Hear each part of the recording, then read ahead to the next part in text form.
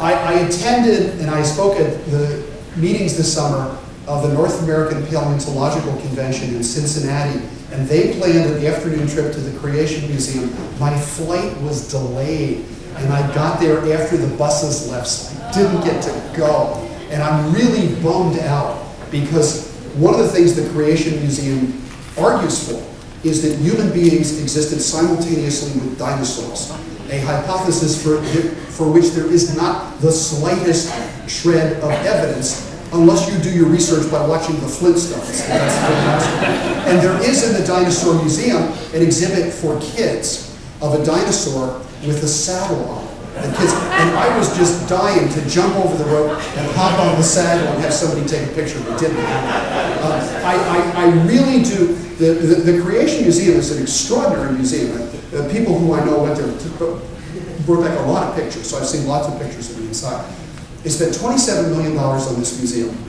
It's done at a Disney Universal Studios level, very professionally. And it essentially argues, as I say, for the simultaneous existence of humans and dinosaurs, but that's really just the beginning. It also argues that exactly the same facts can be seen in two different ways, by a creationist paleontologist and an evolutionist paleontologist, so it all has to do with your preconceptions. Well, to me, the fundamental, I don't want to say dishonesty, but the fundamental error in that is very simple, and that is the whole science of geology came to be in the late 18th and early 19th century with the preconception that the Earth was young, that all geological formations had been produced in a single worldwide flood, because that's what everybody thought natural history was like. That was their preconception. And the facts in the ground, the fossils they dug up, the strata that they unearthed, dragged those early geologists. This is way before Darwin was even born.